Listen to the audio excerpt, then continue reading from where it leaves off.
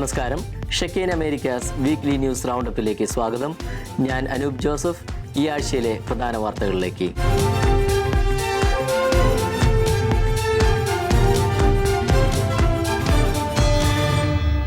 യുഎസിന്റെ 47ാം പ്രസിഡന്റായി സ്ഥാനമേറ്റതിന് പിന്നാലെ സുപ്രധാന നീക്കങ്ങളുമായി ഡൊണാൾഡ് ട്രംപ് എല്ലാ അനധികൃത കുടിയേറ്റവും അടിയന്തരമായി തടയുമെന്നും സ്ത്രീ പുരുഷൻ എന്നീ 2 ലിംഗങ്ങളെ മാത്രമേ യുഎസ് സർക്കാർ അംഗീകരിക്കൂവെന്നും ട്രംപ് വ്യക്തമാക്കി. യുഎസിന്റെ 47ാം പ്രസിഡന്റായി സത്യപ്രതിജ്ഞ ചെയ്തതിനു ശേഷം രാജ്യത്തെ അഭിസംബോധന ചെയ്ത് നടത്തിയ പ്രസംഗത്തിലാണ് ട്രംപ് തന്റെ നയങ്ങൾ വ്യക്തമാക്കിയത്. യുഎസിന്റെ സുവർണ കാലഘട്ടത്തിന് ഇന്ന് തുടക്കമാവുകയാണെന്നും 2025 ജനുവരി 20 യുഎസിന്റെ വിമോചന ദിനമാണെന്നും ട്രംപ് പറഞ്ഞു.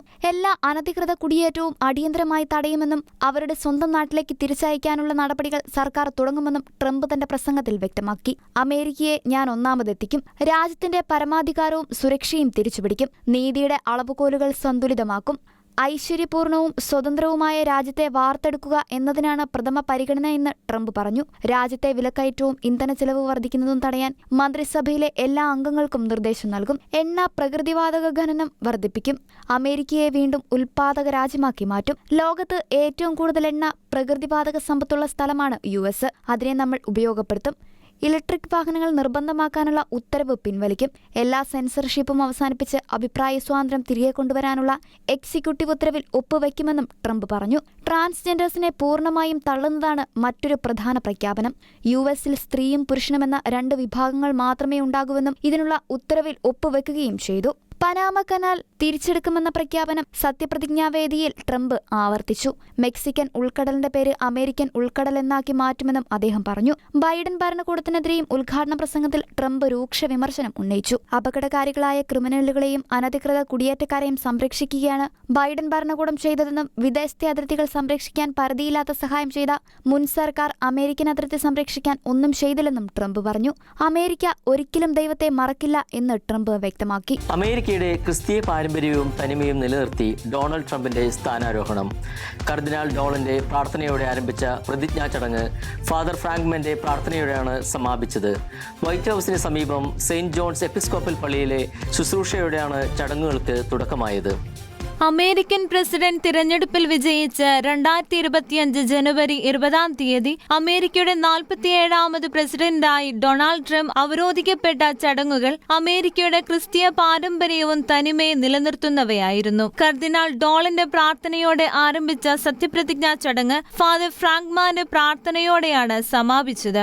വൈറ്റ് ഹൌസിന് സമീപം സെന്റ് ജോൺസ് എപ്പിസ്കോപ്പൽ പള്ളിയിലെ ശുശ്രൂഷകളോടെയാണ് ചടങ്ങുകൾക്ക് തുടക്കമായത്. അമേരിക്കൻ സമയം ഉച്ചയ്ക്ക് 12 വാഷിംഗ്ടൺ ഡിസിയിലെ യുഎസ് കാപ്പിറ്റോളിൽ നടന്ന ഹ്രസ്വവും പ്രൗഢഗംഭീരവുമായ ചടങ്ങിൽ വിവിധ രാജ്യത്തലവന്മാർ, അമേരിക്കയുടെ മുൻ പ്രസിഡന്റുമാർ, വ്യവസായ പ്രമുഖർ, ട്രംപ് ഭരണത്തിലെ വിവിധ വകുപ്പുകളിലേക്കുള്ള നോമിനികളടക്കം നിരവധി പ്രമുഖരും പങ്കെടുത്തു.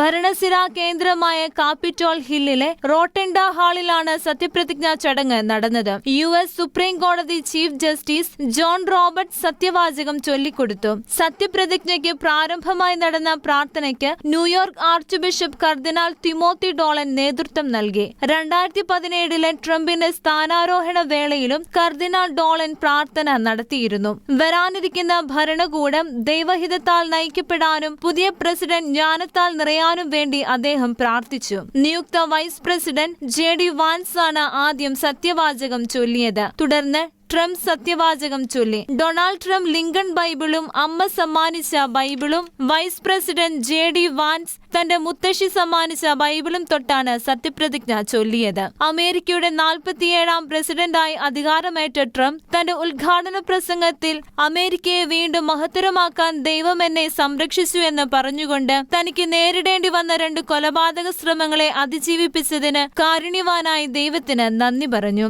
അമേരിക്കൻ വിമോചന ദിനമെന്ന് വിശേഷിപ്പിച്ച ട്രംപ് അമേരിക്കയുടെ സുവർണകാലം ആരംഭിച്ചിരിക്കുന്നുവെന്നും ലോകത്തിന്റെ മുൻപിൽ അമേരിക്ക അഭിവൃദ്ധി പ്രാപിക്കുകയും ബഹുമാനിക്കപ്പെടുകയും ചെയ്യുമെന്നും താൻ അമേരിക്കയെ 1ാം സ്ഥാനത്ത് നിർത്തുമെന്നും മുമ്പത്തേക്കാൾ വലുതും ശക്തവും അസാധാരണവുമാക്കുമെന്നും വ്യക്തമാക്കി. നമ്മുടെ രാജ്യത്തെയും ഭരണഘടനയും ദൈവത്തെ മറക്കുകയില്ല എന്നും അദ്ദേഹം തന്റെ ഉദ്ഘാടന പ്രസംഗത്തിൽ ഉറപ്പു നൽകി. കർദിനാൾ ഡോളനെ പിന്തുടർന്ന പ്രശസ്ത വചനപ്രഘോഷകനായ ഫ്രാങ്ക്ലിൻ ഗ്രഹാവും തന്റെ പ്രാർത്ഥനയിൽ ഭരണകൂടത്തെ ദൈവകരങ്ങളിൽ സമർപ്പിച്ചു. ന്യൂയോർക്കിലെ ബ്രൂക്ലിൻ രൂപത വൈദികനായ ഫാദർ ഫ്രാങ്ക്മാൻ സത്യപ്രതിജ്ഞാ ചടങ്ങിലെ സമാപന പ്രാർത്ഥനയ്ക്ക് നേതൃത്വം നൽകി. ഞങ്ങളുടെ പ്രസിഡന്റും വൈസ് പ്രസിഡന്റും അവരിൽ നിയുക്തമായിരിക്കുന്ന ഉത്തരവാദിത്തങ്ങൾ സ്വീകരിക്കുമ്പോൾ ശാശ്വതമായ സ്നേഹവും ജ്ഞാനവും അവരെ വലയം ചെയ്യണമെന്നും മുന്നിലുള്ള വെല്ലുവിളികളെ അതിജീവിക്കാനും എല്ലാവരെയും സേവിക്കാനുമുള്ള അനുകമ്പയും നൽകി അവരെ അനുഗ്രഹിക്കണമെന്ന പ്രാർത്ഥനയോടെയാണ് സമാപന പ്രാർത്ഥന അവസാനിപ്പിച്ചത്.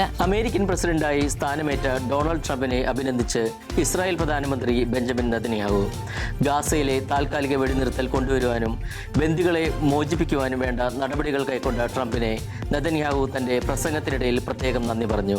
താൻ അധികാരമേൽക്കുന്ന 2025 ജനുവരി 20 മുമ്പ് ഇസ്രായേൽ ബന്ദികളെ മോചിപ്പിച്ചില്ല എങ്കിൽ പിന്നീട് ഹമാസിന് നരകമായിരിക്കും അനുഭവിക്കേണ്ടി വരിക എന്ന ഒരൊറ്റ വാക്കാണ് കഴിഞ്ഞ ദിവസം നടന്ന വെടിനിർത്തലിനും ബന്ദിമോചനത്തിനും കാരണമായതെന്നാണ് ലോകം മുഴുവൻ വിശ്വസിക്കുന്നതും യാഥാർത്ഥ്യവും അതുതന്നെയാണ്. ട്രംപിന്റെ സ്ഥാനാരോഹണം നടന്നതിന്റെ തൊട്ടു പിന്നാലെ അഭിനന്ദനവുമായി ഇസ്രായേൽ പ്രധാനമന്ത്രി ബെഞ്ചമിൻ നെതന്യാഹു രംഗത്തെത്തിയിരിക്കുകയാണ്. അമേരിക്കയും ഇസ്രായേലും എന്ന രണ്ട് മഹത്തായ രാജ്യങ്ങൾ തമ്മിലുള്ള ചരിത്രം പിറന്നതായിരുന്നു ട്രംപിന്റെ ആദ്യ presidential കാലഘട്ടമെന്ന് Netanyahu അനുസ്മരിക്കുന്നു.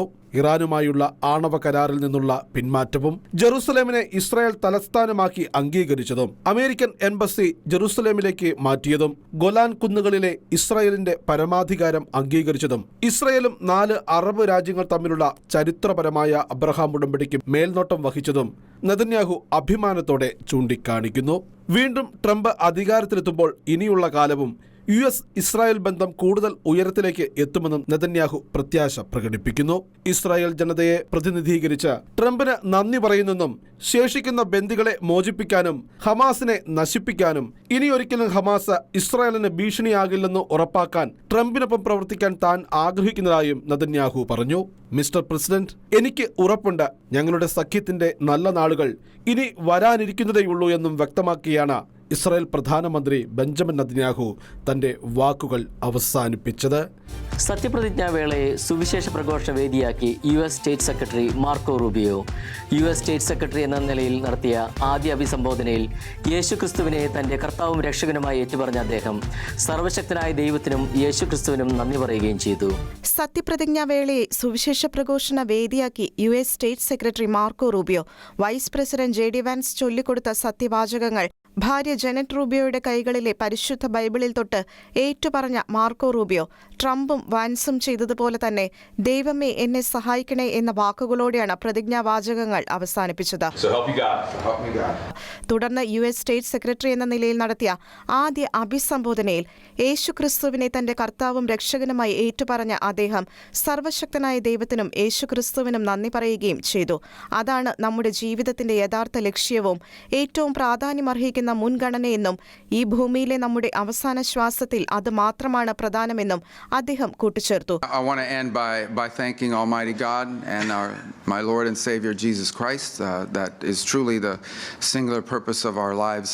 It's the most important priority. It's the only thing that will matter when we take our last breath on this earth. ദൈവാനുഗ്രഹമില്ലാതെ തനിക്ക് ഈ സ്ഥാനം സാധ്യമാകുമായിരുന്നില്ല. ദൈവം എല്ലാവരെയും അനുഗ്രഹിക്കട്ടെ എന്നും അദ്ദേഹം പറഞ്ഞു. നമ്മുടെ സൃഷ്ടാവിലുള്ള വിശ്വാസമാണ് അമേരിക്കയുടെ ഏറ്റവും മഹത്തരമായ മൂല്യമെന്ന് പ്രസ്താവിച്ചിട്ടുള്ള മാർക്കോ റൂബിയോ പരിശുദ്ധ കുർബാനയിലൂടെയുള്ള ദൈവവും മനുഷ്യനും തമ്മിലുള്ള വ്യക്തിബന്ധത്തെപ്പറ്റിയും കത്തോലിക്ക വിശ്വാസി എന്ന നിലയിലുള്ള തന്റെ അഭിമാനത്തെപ്പറ്റിയും വാചാലനായിട്ടുണ്ട്. 2020 മെയ് മാസത്തിനു ശേഷം US-ൽ നടന്ന 400ഓളം ദേവാലയ ആക്രമണങ്ങളെ അപലപിച്ച് മാർക്കോ റൂബിയോ 2024 മാർച്ചിൽ ജോ ബൈഡൻ എഴുതിയ കത്ത് ശ്രദ്ധ നേടിയിരുന്നു. ഇസ്രായേലിന്റെ സുരക്ഷയ്ക്ക് വേണ്ടിയും ഹമാസ്, ഹിസ്ബുള്ള, ഇറാൻ തുടങ്ങിയ തീവ്രവാദ ശൃംഖലകൾക്കെതിരെയും പരസ്യമായി പല പ്രാവശ്യം നിലപാട് അറിയിച്ചിട്ടുള്ള ധീര നേതാവ് കൂടിയാണ് മാർക്കോ റൂബിയോ. ലോകത്തിന്റെ ഗതികളെ തന്നെ തിന്മയ്ക്കെതിരെ നന്മയുടെ ദിശയിലേക്ക് നയിക്കാനുള്ള ദൗത്യവുമായി ട്രംപിനൊപ്പം ക്യാബിനറ്റിലേക്ക് തെരഞ്ഞെടുക്കപ്പെട്ടിരിക്കുന്ന JD വാൻസ്, മാർക്കോ റൂബിയോ തുടങ്ങിയ നേതാക്കളുടെ നീക്കങ്ങളെ ലോകം പ്രതീക്ഷയോടെ ഉറ്റുനോക്കുകയാണ്. US ഉൾപ്പെടെയുള്ള വിദേശ രാജ്യങ്ങളിൽ അനധികൃതമായി കുടിയേറി പാർക്കുന്ന ഇന്ത്യക്കാരെ നിയമപരമായി രാജ്യത്ത് തിരികെ എത്തിക്കുമെന്ന് കേന്ദ്ര വിദേശകാര്യമന്ത്രി S. ജയശങ്കർ. ഇക്കാര്യം US സ്റ്റേറ്റ് സെക്രട്ടറി മാർക്കോ റൂബിയോയെ ധരിപ്പിച്ചതായും എസ് ജയശങ്കർ പറഞ്ഞു.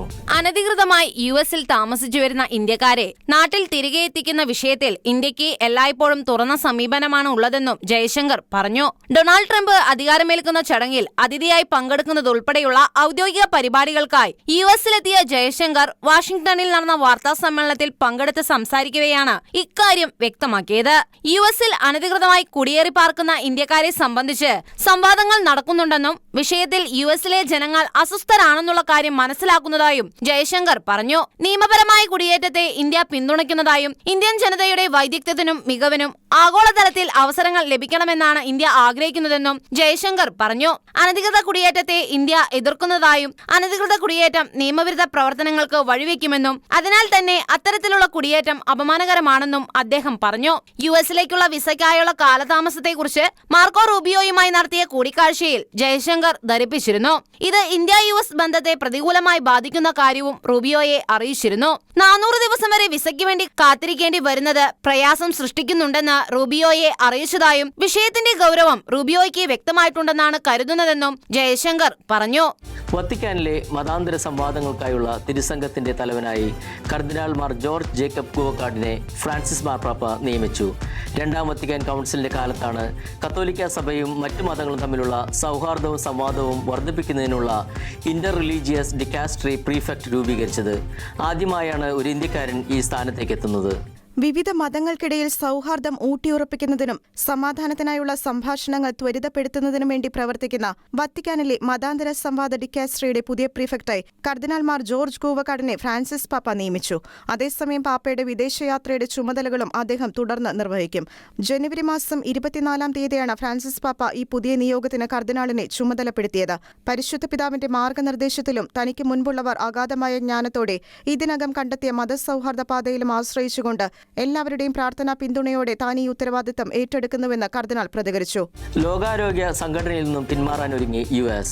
സംഘടനയിൽ നിന്നും US-നോട് പിന്മാറാൻ നിർദ്ദേശിക്കുന്ന എക്സിക്യൂട്ടീവ് ഉത്തരവിൽ പ്രസിഡന്റ് ഡൊണാൾഡ് ട്രംപ് ഒപ്പുവെച്ചു. കോവിഡ് മഹാമാരിയെയും മറ്റ് അന്താരാഷ്ട്ര ആരോഗ്യ പ്രതിസന്ധികളെയും ലോകാരോഗ്യ സംഘടന തെറ്റായി കൈകാര്യം ചെയ്തുവെന്നാണ് ട്രംപിന്റെ വിമർശനം. ഒരു വർഷത്തിനുള്ളിൽ ലോകാരോഗ്യ സംഘടനയിൽ നിന്നും US അംഗത്വം പിൻവലിക്കുകയും സംഘടനയുടെ പ്രവർത്തനങ്ങൾക്കുള്ള എല്ലാ സാമ്പത്തിക സംഭാവനകളും നിർത്തലാക്കുകയും ചെയ്യും. കോവിഡ് മഹാമാരിയെയും മറ്റ് അന്താരാഷ്ട്ര ആരോഗ്യ പ്രതിസന്ധികളെയും ലോകാരോഗ്യ സംഘടന തെറ്റായി കൈകാര്യം ചെയ്തുവെന്നാണ് ട്രംപിന്റെ വിമർശനം. കോവിഡ് മഹാമാരിയുടെ സമയത്ത് ലോകാരോഗ്യ സംഘടന നിഷ്ക്രിയമായിരുന്നുവെന്നും ചൈനയാണ് സംഘടനയെ നിയന്ത്രിക്കുന്നതെന്നും തെരഞ്ഞെടുപ്പ് പ്രചാരണ വേളയിൽ ട്രംപ് കുറ്റപ്പെടുത്തിയിരുന്നു. 2020-ൽ ആദ്യ പ്രസിഡന്റായിരിക്കെ ലോകത്തെ തെറ്റിദ്ധരിപ്പിക്കാനുള്ള ചൈനയുടെ ശ്രമങ്ങളെ ലോകാരോഗ്യ സംഘടന സഹായിക്കുന്നുവെന്നാരോപിച്ച് ട്രംപ് നടപടികൾ സ്വീകരിച്ചിരുന്നു. ലോകാരോഗ്യ സംഘടനയുടെ ഏറ്റവും വലിയ സാമ്പത്തിക പിന്തുണക്കാരനാണ് US. $500 ദശലക്ഷം US നൽകുമ്പോൾ വികസിത രാജ്യമായ ചൈന നൽകുന്നത് ഇതിന്റെ 10-1 ട്രംപ് ചൂണ്ടിക്കാട്ടി. വലിയ ജനസംഖ്യയുള്ള രാജ്യം ഇത്രയും ചെറിയ തുക നൽകുന്നതിനെ മുൻപും ട്രംപ് വിമർശിച്ചിരുന്നു. കഴിഞ്ഞ ടൈമിൽ ധനസഹായം വെട്ടിക്കുറയ്ക്കുന്നത് സംബന്ധിച്ച ചർച്ചകൾക്ക് ട്രംപ് തുടക്കമിട്ടെങ്കിലും ജോ ബൈഡൻ അധികാരത്തിൽ വന്നതിന് പിന്നാലെ ഇത് നിർത്തിവെക്കുകയായിരുന്നു. വലിയ തുക US ചെലവഴിക്കുമ്പോൾ അതിന്റെ നേട്ടം ചൈന കൊണ്ടുപോകുന്നതിലുള്ള എതിർപ്പാണ് ട്രംപിനെ കടുത്ത തീരുമാനത്തിലേക്ക് എത്തിച്ചത്. ഈ തുക അമേരിക്കൻ ജനതയുടെ ആരോഗ്യ സംരക്ഷണ പദ്ധതികളിലേക്ക് മാറ്റിവെക്കുമെന്ന് മുൻപ് ട്രംപ് പ്രഖ്യാപിച്ചിരുന്നു. US-ന്റെ പിന്മാറ്റം 3 ലോക രാജ്യങ്ങളെയും ആഫ്രിക്കൻ രാജ്യങ്ങളെയുമാണ് കൂടുതലായും ബാധിക്കുക. US ധനസഹായം നിർത്തലാക്കുന്നതോടെ പല പൊതുജനാരോഗ്യ പരിപാടികളുടെയും നടത്തിപ്പ് പോലും അവതാളത്തിലാകും. 2022-ലും 2023-ലും $1.284 ബില്യൺ US ലോകാരോഗ്യ സംഘടനയ്ക്ക് നൽകിയത്. ജർമ്മനിയിൽ ഭീകരാക്രമണത്തിൽ 2 വയസ്സുള്ള കുട്ടിയടക്കം 2 പേർ കൊല്ലപ്പെട്ടു. ജർമ്മനിയിലെ ബവേറിയൻ നഗരമായ അഷാഫൻബർഗിന്റെ ഹൃദയഭാഗത്തുള്ള പൊതുപാർക്കിൽ വെച്ചായിരുന്നു ആക്രമണം അരങ്ങേറിയത്. മാരകമായി പരിക്കേറ്റ 2 പേർ ഇപ്പോൾ തീവ്രപരിചരണ വിഭാഗത്തിൽ ചികിത്സയിലാണ്. അഫ്ഗാൻ സ്വദേശിയായ അഭയാർത്ഥിയാണ് ദാരുണമായ ആക്രമണത്തിന് പിന്നിൽ. പോലീസ് ഇയാളെ അറസ്റ്റ് ചെയ്തു. വിവിധ രാജ്യങ്ങളിൽ നിന്നും കുടിയേറിയ അഭയാർത്ഥികളായ മതമൗലികവാദികൾ നടത്തുന്ന ആക്രമണങ്ങൾ ജർമ്മനിയിൽ ഇപ്പോൾ പതിവായിരിക്കുകയാണ്. അഫ്ഗാനിസ്ഥാനിൽ നിന്നും ജർമ്മനിയിലേക്ക് കുടിയേറിയ അഭയാർത്ഥി തന്നെയാണ് ഇവിടെയും ആക്രമണം അഴിച്ചുവിട്ടത്. 28-കാരനായ ഇന്നാമുള്ള എന്നയാളെ പോലീസ് അറസ്റ്റ് ചെയ്തു. ജർമ്മനിയിലെ അഷാഫൻബർഗിലെ ഒരു പാർക്കിലാണ് സംഭവം അരങ്ങേറിയത്. പാർക്കിൽ ചിലവഴിച്ചിരുന്ന ഡേ കെയർ കുട്ടികളെയാണ് അഫ്ഗാൻ ഭീകരൻ ലക്ഷ്യമിട്ടത്. 4 പേർക്കാണ് മാരകമായി കുത്തേറ്റത്. 2 പേർ തൽക്ഷണം മരിച്ചു. അതിലൊന്ന് 2 വയസ്സുള്ള കുട്ടിയാണ്. ആശുപത്രിയിൽ ചികിത്സയിലുള്ള 2 പേരുടെ നില അതീവ ഗുരുതരമാണ്. ജർമ്മനിയിലെ അഭയകേന്ദ്രത്തിൽ താമസിക്കുന്ന ഈ ഭീകരവാദി ആക്രമണം നടത്തുന്നതിനു മുൻപ് 5 കുട്ടികളുടെ ഗ്രൂപ്പായ ഈ ഡേ കെയർ സംഘത്തെ പിന്തുടർന്ന് ആക്രമണം നടത്തിയതായാണ് ഇപ്പോൾ അന്വേഷണത്തിൽ കണ്ടെത്തിയിരിക്കുന്നത്. ആക്രമണത്തെ ശക്തമായി അപലപിച്ചിരിക്കുകയാണ് സംഭവം നടന്ന ബവേറിയയിലെ പ്രാദേശിക ഭരണ നേതൃത്വം. അതേസമയം ജർമ്മനിയിൽ അഭയാർത്ഥികൾ നടത്തുന്ന ഭീകര പ്രവർത്തനങ്ങൾ, ആക്രമണങ്ങൾ നിത്യസംഭവമാവുകയാണ്. കഴിഞ്ഞ മേയിൽ മാൻഹെയിമിൽ നടന്ന ഇസ്ലാമിക തീവ്രവാദ വിരുദ്ധ പ്രകടനത്തിനിടെ ഇത്തരത്തിൽ കത്തിയുമായി വന്ന തീവ്രവാദി പ്രശസ്ത ഇസ്ലാം തീവ്രവാദ വിരുദ്ധ പ്രവർത്തകനായ മൈക്കൽ സ്റ്റുർസൻബർഗറിനെ ആക്രമിച്ചത്. ശേഷം സോളിംഗൻ നഗരത്തിലെ ഫ്രോൺഹോഫ് മാർക്കറ്റ് സ്ക്വയറിൽ ഫെസ്റ്റിവൽ ഓഫ് ഡൈവേഴ്സിറ്റി ആഘോഷങ്ങൾ നടക്കുന്നതിനിടെ കത്തിയുമായി വന്ന ഇസ്ലാമിക തീവ്രവാദിയുടെ ആക്രമണത്തിൽ 3 പേർ കൊല്ലപ്പെടുകയും 4 പേർക്ക് ഗുരുതരമായി പരിക്കേൽക്കുകയും ചെയ്തിരുന്നു. അതിനുശേഷം ഡിസംബറിൽ ക്രിസ്തുമസ് മാർക്കറ്റിലേക്ക് കാറോടിച്ചു കയറ്റി കൊലപ്പെടുത്തിയത് 2 പേരെയായിരുന്നു. ഏതായാലും അഭയാർത്ഥികൾ വിളയാടുന്ന ജർമ്മനിയിൽ കടുത്ത നടപടികൾ സ്വീകരിക്കാനുള്ള തയ്യാറെടുപ്പിലാണ് ജർമ്മൻ ഭരണ നേതൃത്വം. തീവ്രവാദത്തിനെതിരെ സുപ്രധാന നീക്കവുമായി American president Donald Trump Yemen കേന്ദ്രമാക്കി പ്രവർത്തിക്കുന്ന ഹൂത്തികളെ ഭീകര സംഘടനയായി പുനഃസ്ഥാപിച്ചിരിക്കുകയാണ് ട്രംപ്. ബൈഡൻ ഭരണകൂടം വിദേശ ഭീകര സംഘടനകളുടെ പട്ടികയിൽ നിന്നും ഹൂത്തികളെ നേരത്തെ ഒഴിവാക്കിയിരുന്നു.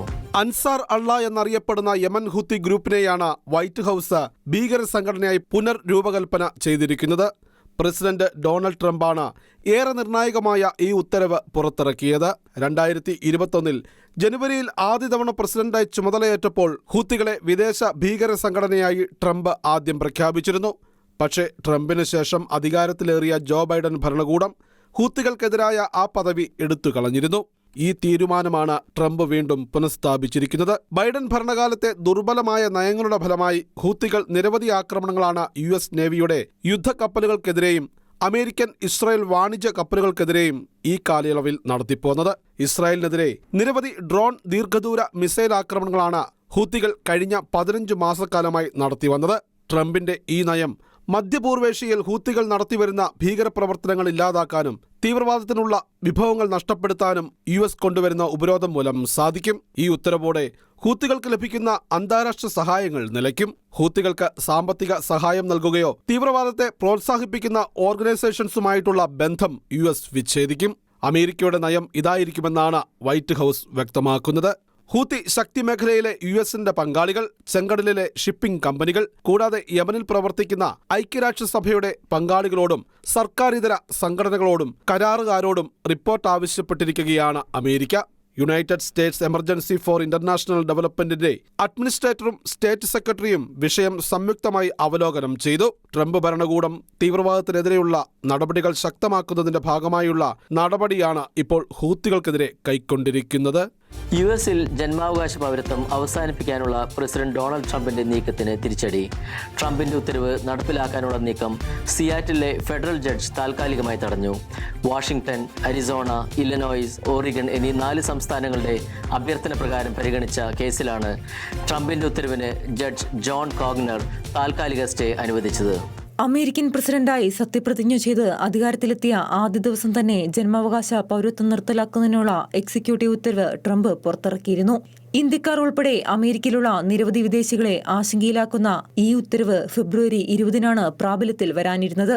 ഉത്തരവ് നിയമവിരുദ്ധമാണെന്ന് കാണിച്ച് 22 സംസ്ഥാനങ്ങളും വിവിധ വ്യക്തികളും സംഘടനകളും കോടതിയിൽ ഹർജി ഫയൽ ചെയ്യുകയായിരുന്നു. നിലവിലുള്ള രീതിയനുസരിച്ച് അമേരിക്കൻ മണ്ണിൽ ജനിക്കുന്ന കുട്ടികൾക്ക് ജന്മാവകാശമായി പൗരത്വം ലഭിക്കും. പുതിയ ഉത്തരവനുസരിച്ച് മാതാപിതാക്കളിൽ ഒരാൾക്കെങ്കിലും പൗരത്വമോ ഗ്രീൻ കാർഡോ ഇല്ലെങ്കിൽ അവർക്ക് ജനിക്കുന്ന കുഞ്ഞിന് US-ൽ പൗരത്വം ലഭിക്കില്ല. ട്രംപിന്റെ കുടിയേറ്റ വിരുദ്ധ നടപടികളുടെ ഭാഗമായാണ് ജന്മാവകാശ പൗരത്വത്തിന് നിരോധനം ഏർപ്പെടുത്തിയത്. ജന്മാവകാശ പൗരത്വം നിർത്തലാക്കുന്നത് ഭരണഘടനാ ലംഘനമാണെന്ന് ജഡ്ജ് ജോൺ കോഗ്നോർ പറഞ്ഞു. ഉത്തരവ് നടപ്പിലാക്കാനുള്ള നീക്കം താൽക്കാലികമായി തടയുകയും 14 ദിവസത്തേക്ക് തുടർ നടപടികൾ സ്റ്റേ ചെയ്യുകയും ചെയ്തു. വാഷിംഗ്ടൺ, അരിസോണ, ഇല്ലിനോയ്സ്, ഒറിഗോൺ എന്നീ 4 സംസ്ഥാനങ്ങളുടെ അഭ്യർത്ഥന പ്രകാരം പരിഗണിച്ച കേസിലാണ് ട്രംപിന്റെ ഉത്തരവിന് താൽക്കാലിക സ്റ്റേ അനുവദിച്ചത്. US ഡിപ്പാർട്ട്മെന്റ് ഓഫ് ഹോംലാൻഡ് സെക്യൂരിറ്റിയുടെ കണക്കനുസരിച്ച് 2022 ജനുവരിയിൽ അമേരിക്കയിൽ 11 ദശലക്ഷം അനധികൃത കുടിയേറ്റക്കാർ ഉണ്ടെന്നാണ് കണക്ക്. അതേസമയം സ്റ്റേ ഉത്തരവിനെതിരെ അപ്പീൽ നൽകുമെന്ന് ഡൊണാൾഡ് ട്രംപ് അറിയിച്ചു. ഷെക്കൈൻ അമേരിക്കാസ് വീക്ക്ലി ന്യൂസ് റൗണ്ടപ്പ് ഇവിടെ സമാപിക്കുന്നു. കൂടുതൽ വാർത്തകളുമായി അടുത്ത ആഴ്ച വീണ്ടും കാണാം. നന്ദി, നമസ്കാരം.